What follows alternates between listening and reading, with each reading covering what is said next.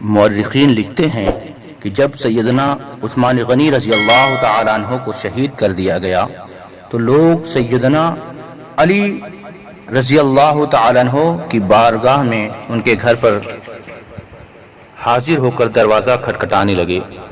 بعض لوگ تو اضطراب کے عالم میں گھر میں داخل ہو گئے اور یہ کہا کہ امیر المومنین عثمان غنی رضی اللہ تعالیٰ عنہ تو شہید کر دیے گئے، ہمارے اندر بحیثیت قائد ایک امام کا ہونا ضروری ہے، چنانچہ ہمارے علم کے مطابق آپ سے زیادہ منصب و امامت و خلافت کا کوئی مستحق نہیں۔ یہ سن کر آپ نے ان لوگوں کی تجویز رد کر دی، لیکن لوگوں نے اصرار کیا تو آپ نے فرمایا اگر تم لوگ میرے ہی امامت و خلافت کے لیے بیعت پر مصر ہو تو یاد رکھو میں خفیہ بیعت گھر میں نہیں کروں گا۔ بس یہ کہنا تھا کہ لوگ مسجد میں آ گئے۔ طلحہ، زبیر، سعد ابن وقاص اور دیگر اکابر صحابہ سبھی حاضر ہو گئے۔ سب سے پہلے حضرت طلحہ رضی اللہ تعالیٰ عنہ نے آپ کی بیعت کی، پھر اس کے بعد لوگ بیعت کرنے کے لیے ٹوٹ پڑے اور تمام مہاجرین و انصار آپ کی بیعت سے متفق ہو گئے، لیکن ان میں سے ایک جماعت نے بیعت کرنے سے تاخیر کی تو سیدنا علی رضی اللہ تعالیٰ عنہ نے ان کو اپنی بیعت پر مجبور نہیں کیا۔ بعض لوگوں نے یہ بیعت کرنے والوں سے کہا کہ یہ لوگ حق سے الگ ہو کر بیٹھ گئے لیکن باطل کا ارتکاب نہیں کیا، اسی لیے حضرت علی رضی اللہ تعالیٰ عنہ کی بیعت اہل شام اور معاویہ بن ابی سفیان رضی اللہ تعالیٰ عنہ نے بھی انکار کر دیا۔ بس یہیں سے جھگڑے کی بنیاد پڑ جاتی ہے، جس کی وجہ سے آپس ہی میں جنگ صفین کا معرکہ بھی گرم ہو گیا۔ بعض لوگوں نے خروج کر کے کفر کا ارتکاب کر لیا تو ان کا نام خوارج پڑ گیا۔ انہی خروج کرنے والوں نے حضرت علی رضی اللہ تعالیٰ عنہ کو قتل کرنے کی سازش شروع کر دی۔ انہی خوارج نے مسلمانوں کے شیرازے کو منتشر کر کے اختلاف کی بنیاد ڈال دی۔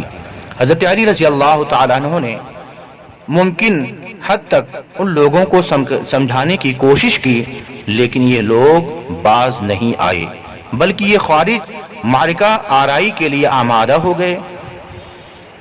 نہروان کے قریب ان لوگوں سے جنگ ہوئی اور سوائے چند کے سب قتل کر دیے گئے۔ حضرت علی رضی اللہ تعالیٰ عنہ آپ رعایا پر مہربان، تواضع کے پیکر، متقی اور پرہیزگار، دین کے معاملے میں چست تھے۔ ایک مٹھی جو کا آٹا پانی میں ڈال کر پی لیتے تھے۔ خوارج نے خروج کی راہ اپنائی، ان میں سے تو بعض نے یہ عقیدہ بنا لیا تھا کہ آپ معبود برحق ہیں، تو آپ نے انہیں آگ میں ڈلوا دیا۔ کسی نے عبداللہ بن عباس رضی اللہ تعالیٰ عنہ سے پوچھا کیا سیدنا علی کرم اللہ تعالی وجہہ الکریم خود جنگ صفین میں تشریف لے جاتے تھے؟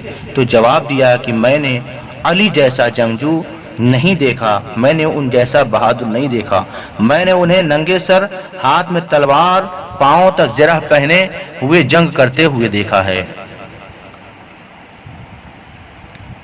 کتابوں میں ہے کہ سیدنا علی رضی اللہ تعالیٰ عنہ کی شجاعت کے بارے میں مشہور ہے کہ جب آپ مقابل کے سامنے آتے تو اسے جڑ سے اکھاڑ کر پھینک دیتے، اوپر سے وار کرتے تو نیچے تک تلوار اتر جاتی، اگر سامنے کی جانب سے حملہ کرتے تو کمر سے دوسری جانب تلوار نکل آتی۔ ان کی شہادت کا واقعہ تو گزر چکا ہے کہ عبد الرحمن بن ملجم نے قتل کیا تھا۔ یہ واقعہ 17 رمضان المبارک سن 40 ہجری میں پیش آیا تھا۔ عبد الرحمن بن ملجم نے ان پر یکایک حملہ کر کے خنجر دماغ پر مارا، جس سے آپ شدید زخمی ہو گئے، پھر آپ کا 2 دن کے بعد انتقال ہو گیا۔ لوگوں نے حضرت علی رضی اللہ تعالیٰ عنہ کی وفات کے بعد قاتل کو پکڑ کر اس کو خوب مارا اور سزا دی۔ آپ اس وقت موجود تمام صحابہ کرام اجمعین میں سب سے افضل تھے۔ مناقب اور آپ کے بہت ہیں۔ حافظ ذہبی رحمۃ اللہ علیہ نے آپ کے سارے مناقب کو یکجا کر دیا ہے۔